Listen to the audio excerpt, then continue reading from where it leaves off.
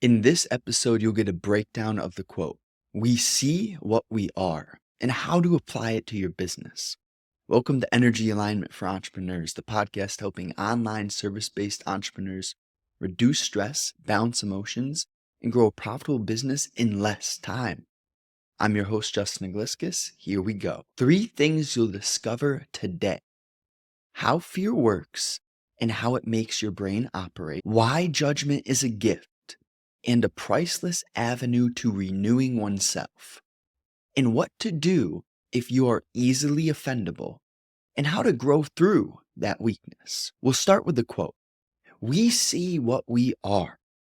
And this is in correlation to fear of judgment. When we are judging others in our daily life, more often than not, it is our internal worldview being projected onto them. So the judgments that we create of another are more so about you and I than the individual whom we're projecting onto. Now, this internal mechanism, you can notice and feel what the frequency or vibration of judgment is if you'll attend to it as it arises via the mechanism or the vehicle of thought. Because you'll never have a judgment without thought. So if you can tap into your awareness, employ that blade of awareness, then you can cut down the parts of you which are not true. And thought is not one of those areas that truth resides within. Now, we need thought to create these videos. We need thought to have engineers. We need thought to create bridges. So thought has its place. If I didn't think, I could not use the English language. If I didn't think, I wouldn't be able to drive home. So therefore, we all need to think.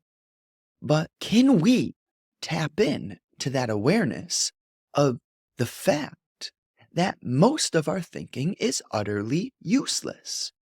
Gossiping, judgments, shoulds, coulds, woulds, projections into the future, over planning, all these forms of thought, they're utterly useless. Now, you can't believe me when I say this to you. It is totally dependent on how much work you have or not done that creates your relationship to vibrational frequencies. Because many humans aren't even aware that they are beings, although it's self-evident when you look at the name, a human being. But so many of us are just human doings and human havings and humans with ambition. And I don't know how many people on this world right now are going into the essence of what we actually are. Now, that being said, there are many people doing the work. I'm not going to act like I'm the only one. And the ones who listen to this and sincerely go through these videos and use these videos as a environment for them to notice their own egotistical projections arise whilst listening, you're on the path, baby. You're on the path. You're doing great. If that's the way that you're using these videos so that you can notice as your thoughts arise whilst listening, I don't have a goal, but if there were any goal, it would be for me to speak so clearly and genuinely that it gets easier and easier for you to notice your own projections and conditioning arising as you listen, right? That is beautiful. Now, as you walk through this life, you're going to notice, I'll tell you a little story. And I remember being at the gym a few years ago. And fundamentally, the more people that go to the gym, the higher the likelihood that humans are going to have the space to wake up and to use their awareness. Thing is, so many of our humans are so diabolically lost and numbed and addicted to things that keep them lost. So their awareness is just too weak to even be employed. And I'm not judging them when I say that. You can feel that I'm speaking this gently. I'm just laying out the facts of the table. But the story is just this. A couple years ago, The more people who take care of themselves, the better our world gets. And this lady, although she was at the gym, I noticed I had a thought. And that thought sounded something like, why is she doing it like that? Right? And then I noticed, wait, what are you know? So I just want to take a moment to say, when you notice yourself doing something that isn't necessarily congruent, there's a nuance between judging what you noticed in yourself and just seeing it and noticing it and letting go and learning through that process of noticing and letting go. Because that's another trick that the mind will play on us is we'll notice something, but then we'll start thinking about what we noticed and judging ourselves. So with this lady at the gym, the moment I noticed I was judging her, I'm like, but dude, at least she's in the gym. At least she's on that elliptical. At least she is putting in some work, even if she's doing it in a crazy manner. That's, hey, right? One step at a time. And that's kind of the nature of compassion. Because I don't know where each individual who listens to me is at, but I can do my absolute best to share all the levels in which I have played through and worked through. And I still travel through many levels. That's the nature of life. Here's this quote, which I love, came from psilocybin. It's essentially, the purest of beings will tap into the most savage extremes for moments. What that means to me is that Christ, he wasn't scared to feel what someone was feeling if they're angry.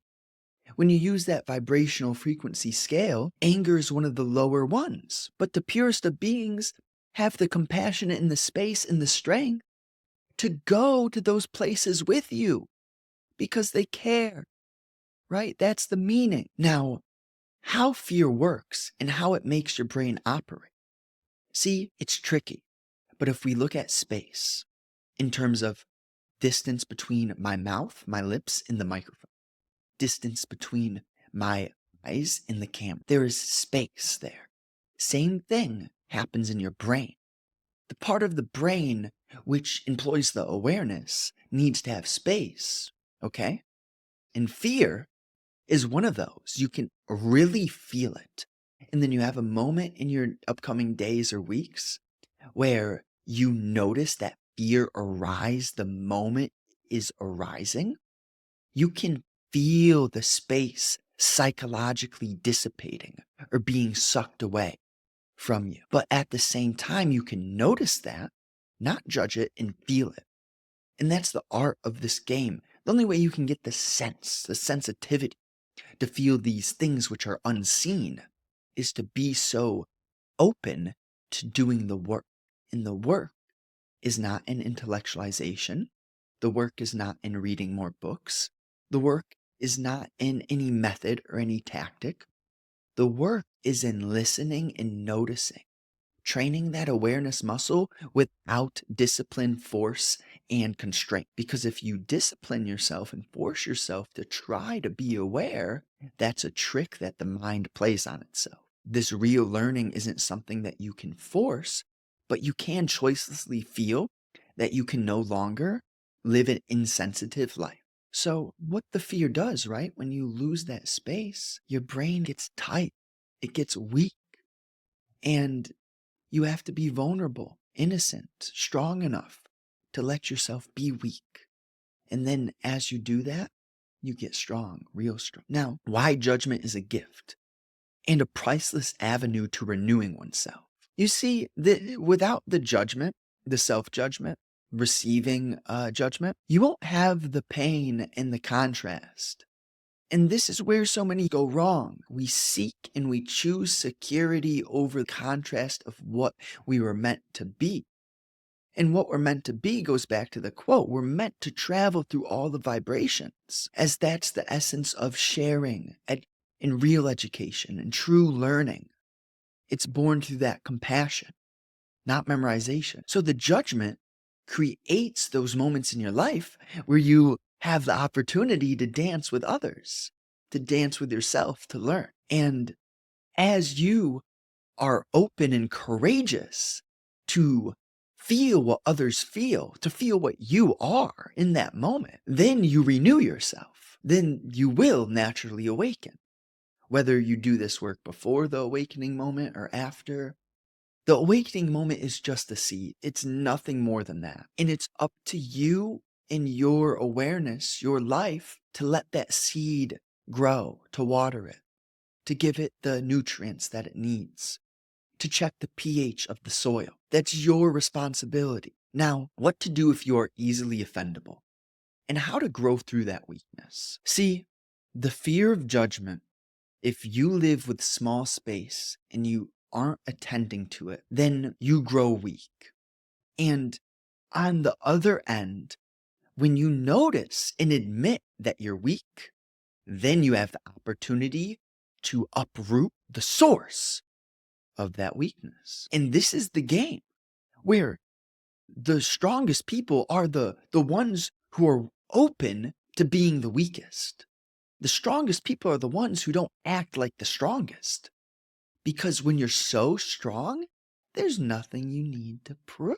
And therefore, if you're easily offendable, the first step is to be honest about the fact that you're easily offendable. There's nothing wrong with it. There is something wrong if you don't learn and change. But there's nothing wrong with being who you are right now.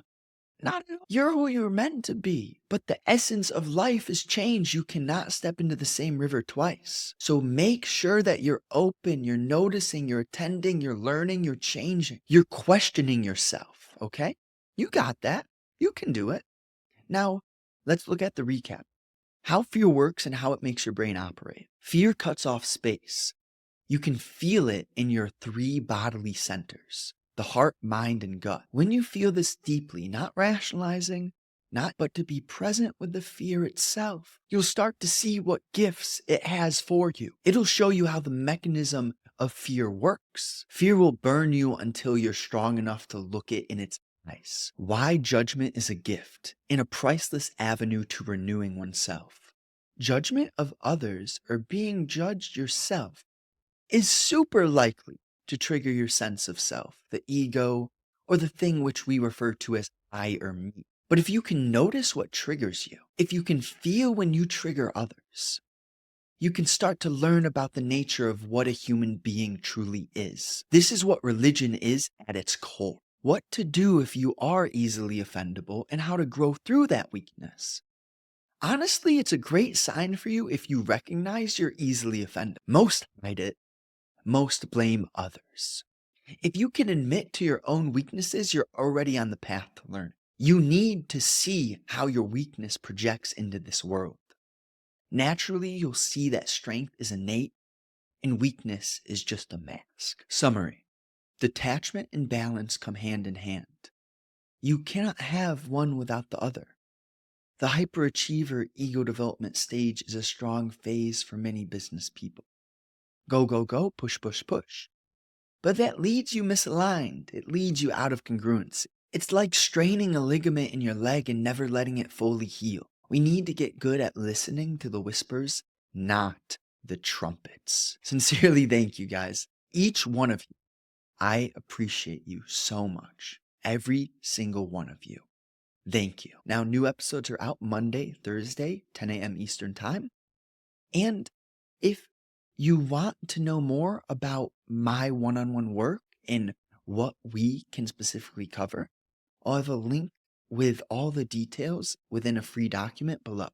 So you can just click that. And if you want to center your 3 bodily systems, your heart, your mind, and your gut, and you know that it's time to get to the next level you, for your business, for your family, for yourself, we can get you physically chiseled. That's just a side piece. The real parts of my work is getting your emotions functional, ending negative thought cycles and loops, and just creating you into an individual who can truly employ this blade of awareness so that you're the next level you in all areas. If that at all resonates, description.